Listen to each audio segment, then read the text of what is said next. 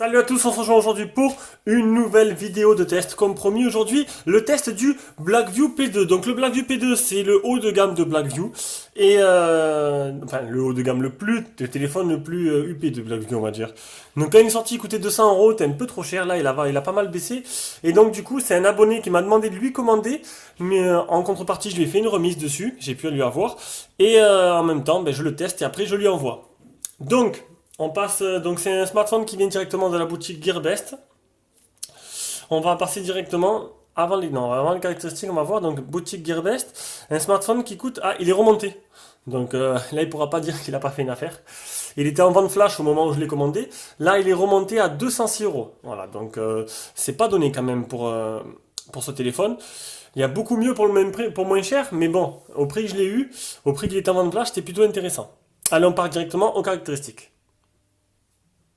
Donc on a affaire alors à un écran 5.5 en Full HD, un 2,5D. Donc maintenant tous ils sont comme ça, c'est-à-dire qu'ils sont un peu arrondis sur les côtés. On le voit parce que le film s'arrête avant la bordure de l'écran, parce que c'est arrondi, donc du coup il pourrait pas prendre le côté.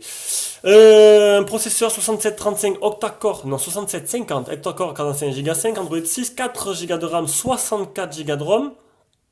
On va de suite aller voir s'il y a marqué une carte mémoire jusqu'à 32 Go. C'est pas beaucoup. Normalement, un modèle comme ça devrait monter jusqu'à 128, mais bon. Vous pouvez mettre 32 Go supplémentaires. Et s'il a 64, peut-être que ça marchera, je suis pas sûr. Une caméra arrière de 13 mégapixels. C'est normalement du Samsung, mais il n'y a pas marqué un peu l'objectif que c'est. Et à l'avant de 8, avec flash et autofocus. Bluetooth le 4.1. Donc on est plus sur du 4.0. Dual SIM, dual nano SIM et 2G, 3G, 4G. Et pour la 4G, il a 800, 900, 1800, 2100, 2600. Donc il manque la 700. Donc voilà, c'est très rare qu'il y ait la 700 sur les Chinois. Et encore une fois, je vous le dis, elle est très mal répandue. Seulement Bouygues et Free qui commencent à peine à la déployer. Et niveau de la batterie, c'est du 6000 mAh. On verra tout à l'heure si ça correspond vraiment à ça.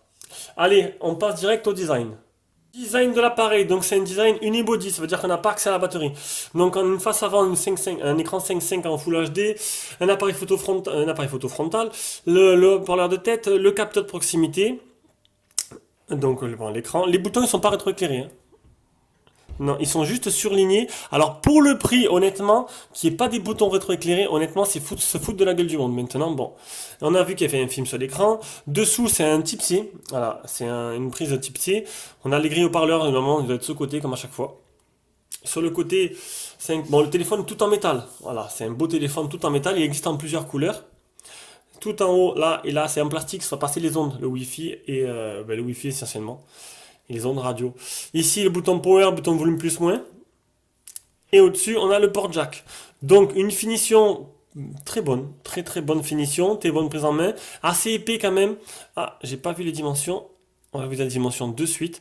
Assez épais dû à sa batterie qui est donnée pour 6000 ampères.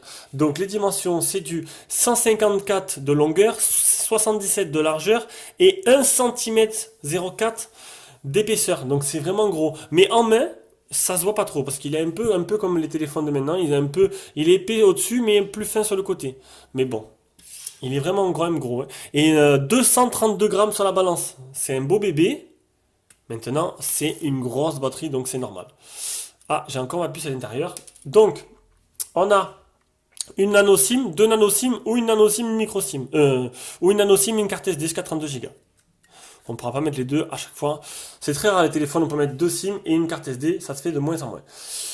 Donc, le design, une lettre de notification, eh ben non, il n'y a pas de lettre de notif, si je ne dis pas de bêtises, j'en ai pas vu, donc c'est vraiment dommage. Attendez, je vais quand même aller vérifier. Souvent des conneries, je me suis trompé, voilà, je ne l'ai pas remarqué. Oui, il y a bien une lettre de notification ici en haut, à force de multiplier les tests. Je me suis embrouillé. Donc oui, il y a bien... Oula, j'ai touché le trépied. Donc il y a bien une lettre de notification, on la voit ici. Voilà. Hop. Donc, écoutez, le design, on a terminé. On va voir un peu, voilà, je sais pas, c'est ce que je peux dire de plus. Il est vachement joli, donc le capteur d'empreinte, l'appareil photo, le flash LED, simple flash LED à l'arrière. Un très beau smartphone quand même, hein. Très très beau smartphone en plusieurs couleurs. La personne l'a voulu en noir, ou elle m'a dit en noir, ou je sais plus quelle couleur, et finalement, elle a eu comme ça. Je suis désolé, voilà. Gearbest m'envoie les couleurs qui sont en stock. Allez, on passe à l'écran. Pour l'écran, on a affaire à un écran 5.5 en Full HD, je le répète, en 2,5D. Il y a un film posé sur l'écran, par contre, j'ai pas vu de traitement anti-rayures dessus. Donc pour le prix, je trouve ça vraiment dommage, surtout que j'ai déjà eu des téléphones à 60 euros où il y avait un Gorilla Glass 4 dessus. Donc là, c'est pas stipulé, peut-être il y est, mais je l'ai pas vu. Je l'ai cherché dans des spécifications, j'ai pas trouvé. Voilà, donc je sais pas. Peut-être il y en a une, mais à ma connaissance, il serait pas protégé par un traitement anti-rayures et anti-casse. Niveau réactivité, l'écran, c'est du sans faute. Ça réagit bien, les textos, les SMS. Ah, cette gamme de prix, j'espère bien qu'il n'y a pas vraiment un souci de réactivité parce que franchement, honnêtement, ça aurait été ballot. Donc, on va faire le screen touch test. Donc, je le rappelle, c'est un truc que je fais depuis très peu de temps, qu'on m'a demandé.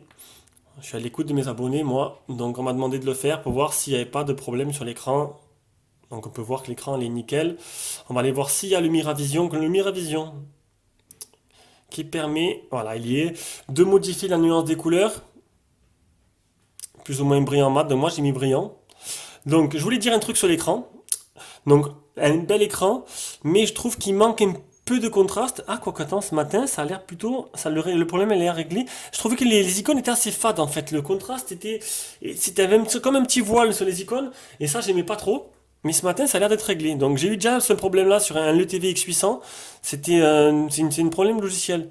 Donc Miravision, hop, contraste dynamique. On va voir si ça change quelque chose.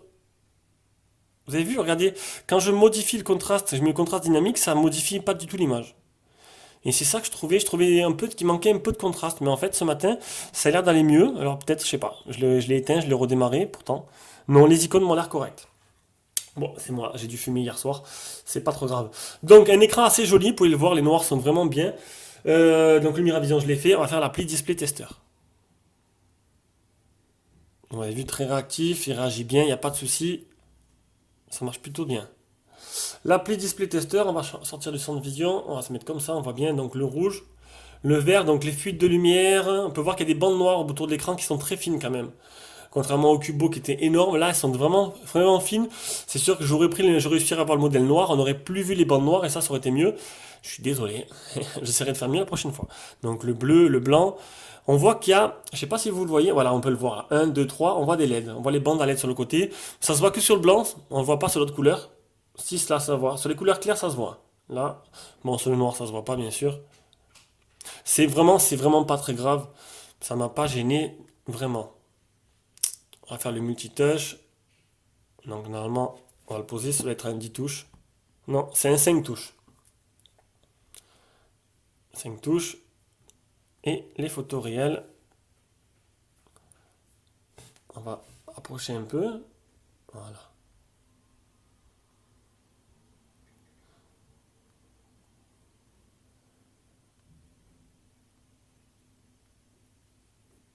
Voilà, donc vous l'avez compris. Un écran correct qui fait bien son travail. Pas des plus beaux que j'ai eu dans les mains, mais un téléphone bien fini, bien construit. Moi, il m'a bien plu ce Blackview, même il a fait sensation quand je l'ai apporté à mon travail. Et les gens, ben, ils trouvaient ça franchement joli. Donc, on passe maintenant à la partie logicielle. Partie logicielle. On a un launcher un peu modifié, vite fait, vraiment légèrement une petite surcouche, juste laisser les icônes. Donc il n'y a pas de thème d'application, on peut pas changer de thème d'icône, excusez-moi, on peut pas changer de thème, c'est dommage. Donc je vous conseillerais vivement de changer de launcher tout simplement, parce que là, ben, vous devrez rester avec ces icônes qui sont vraiment moches. Enfin moi j'aime pas. Certains vont aimer, moi je trouve que j'aime pas. Donc voilà. Donc niveau fluidité, c'est du sans faute, hein. C'est super fluide, ça réagit au doigt et à l'œil. Là-dessus, il n'y a pas de problème. Ils ont rajouté ça, donc je sais pas ce que c'est Audio FX, je vais l'activer, ça permettra apparemment, il doit avoir à mon avis une carte audio un peu dédiée au son, on va voir tout à l'heure ce que ça donne à la fin du test. Donc, on va faire les options de la ROM, ben c'est pas compliqué, il n'y en a pas. Donc il n'y a rien, à part Take Touch Screenshot, c'est tout ce que j'ai, et j'ai encore, je sais même pas à quoi ça sert. Il n'y a aucune option dans la ROM, on va aller voir les mises à jour. Donc mise à jour le 16 janvier 2017, pas de mise à jour, donc il est bien à jour. On va faire l'OTG.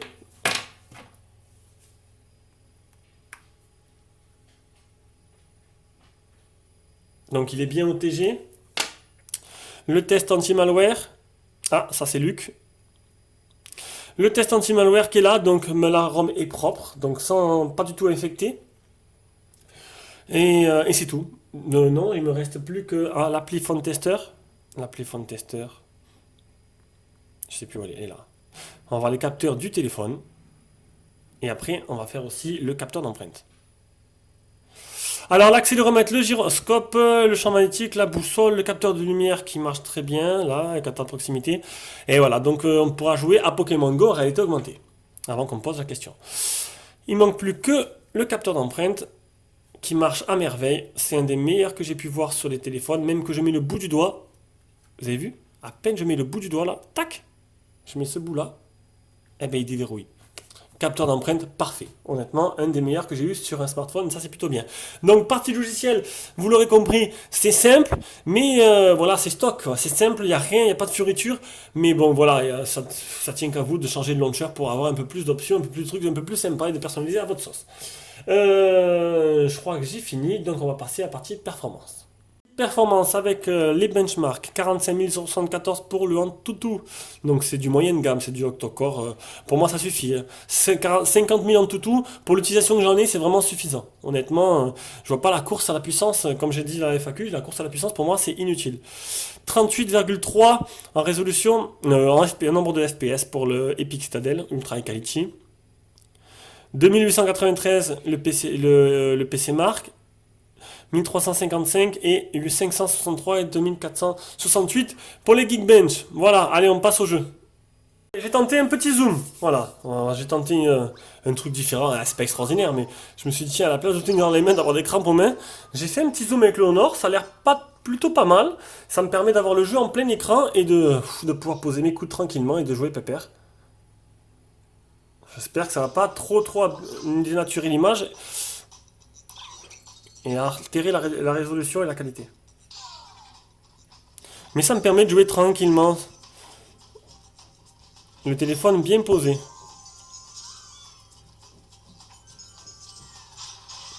Et écoutez, comme vous pouvez le voir, c'est plutôt nickel, hein. Je pense que voilà, là il tourne vraiment presque à 100% de ses capacités le jeu. Aucun ralentissement, plutôt sympa. Donc pour moi, c'est du tout bon, on va passer directement à D-Trigger 2. On tourne en performance graphique élevée.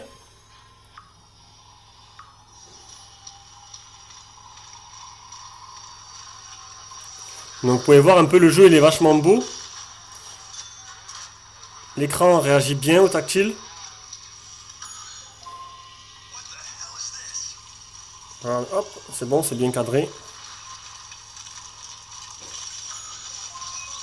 Bon, pas de ralentissement, rien, c'est plutôt nickel, hein.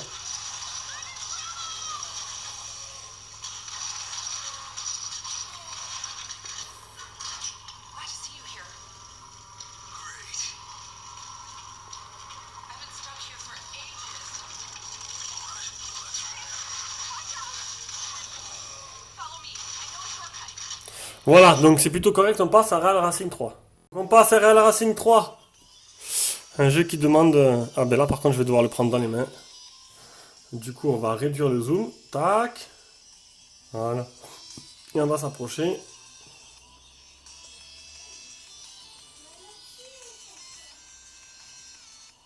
Allez.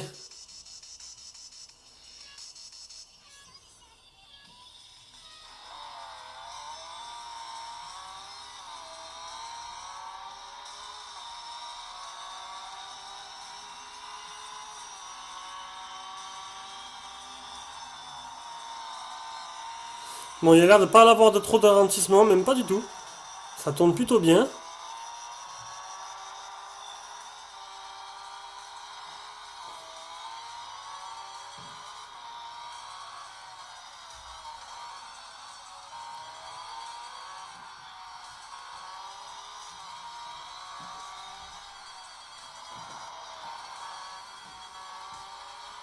Non, nickel, ça tourne pas mal. Appareil photo avec le logiciel photo déjà pour commencer. Donc un logiciel modifié, c'est plutôt sympa, j'aime bien quand c'est comme ça. Donc ce côté-là, on a des thèmes avec plusieurs filtres. Les paramètres, où on retrouve le menu 13 mégapixels, le menu d'origine des téléphones chinois. Donc on peut passer de l'avant à l'arrière. Salut à tous. Là, c'est le flash, le HDR, et voilà, hein, c'est vraiment tout simple. On va maintenant voir ce que ça donne, et on va voir en grand écran les photos et les vidéos que j'ai prises. C'est une petite photo en extérieur. Donc l'appareil photo 13 mégapixels Samsung fait vraiment du bon travail, je trouve. J'ai trouvé ça superbe. Enfin, superbe. Déclenchement déjà très rapide. J'ai du mal. Regardez, hop, c'est joli quand même. Donc assez sympa. Une petite vidéo.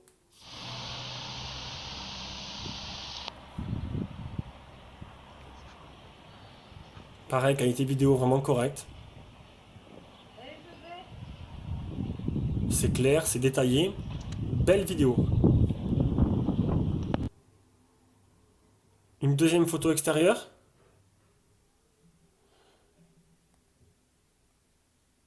Un selfie en pleine lumière. Donc, ce qui est chiant, c'est le logiciel qui a tendance à un peu, voilà, comme un peu, à un peu, comment te dire, ils appellent ça, voilà, il maquille un peu les têtes, c'est un peu dommage. C'est pas très naturel, mais ça on peut l'enlever. Une photo de nuit où on voit bien que le flash, ça va, il est correct, il se déclenche au bon moment. Une autre photo de nuit, pareil, que le flash est bien homogène. Une photo d'extérieur où j'ai pris assez le sujet, la plante assez de près. Donc regardez, c'est plutôt joli. Pareil pour là, on peut voir cet effet macro qui est plutôt sympa, regardez. Là, je suis assez fier de cette photo, elle est vraiment très réussie. Le zoom marche très bien, vous avez vu? C'est vraiment joli et c'est plutôt pas mal. Et c'est la dernière. Donc les photos du déballage, je les ai reprises parce qu'en fait, je l'ai remis d'usine. Par contre, il capte un peu trop, il y a un peu trop de lumière, je trouve là. Il capte un peu trop la lumière, vous avez vu? Ça brûle un peu la photo. Voilà, donc je trouve un très bon appareil photo qui fera très bien le travail. Ce qui a très bien marché, 11 satellites trouvés, 7 fixés, 5 mètres. Donc j'ai pas réussi en dessous. J'ai eu 4 mètres, j'ai pas réussi à descendre en dessous. Maintenant ça m'a vraiment pas posé problème. Après avoir dans les grandes villes ou comme Marseille quoi, qu'il y a beaucoup de rues qui sont une sur l'autre si le GPS se perd pas, ça c'est très probable. Un fixe très rapide en 2 secondes. Donc voilà, le GPS en utilisation, il est très bien. On va passer directement à la partie audio-vidéo. Donc déjà, la qualité des communications, le temps que je cherche une vidéo YouTube, elle est très bonne. Donc là-dessus, il n'y a pas de problème. On entend très bien et on vous entend très bien. Par une petite vidéo en Full HD, avec, voilà, j'ai zoomé un peu pour voir, j'espère que ce sera correct. On peut voir que l'image eh ben, est plutôt correcte, hein, l'image est plutôt jolie. C'est vraiment agréable et un petit régal de regarder ce genre de vidéo sur ce téléphone qui est vraiment un très bel écran. On va passer maintenant à la partie audio et on va voir un peu ce que ça donne si niveau audio ils ont rajouté quelque chose d'un peu intéressant.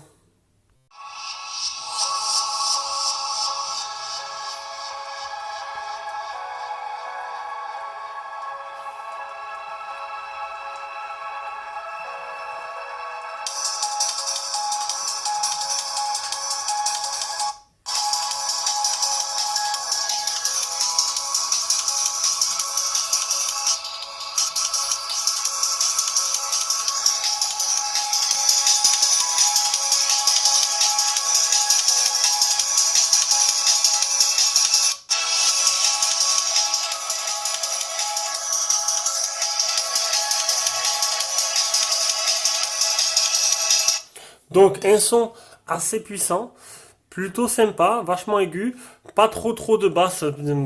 Voilà, bon après c'est un téléphone, mais franchement voilà, ils ont fait quelque chose de correct. Ça pourrait être sympa pour chanter sous la douche. Il est où? Je cherche le câble, voilà, il est là. Hop.